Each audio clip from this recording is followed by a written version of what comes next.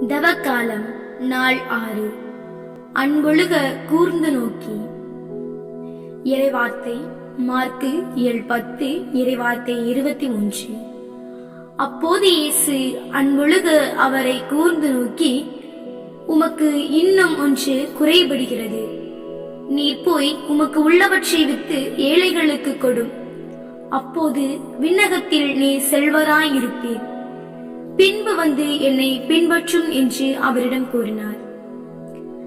அன்பிற்குரியவர்களே, செல்வரை ஏழையாக்க வேண்டும் என்பது இயேசுவின் நோக்கம் அல்ல.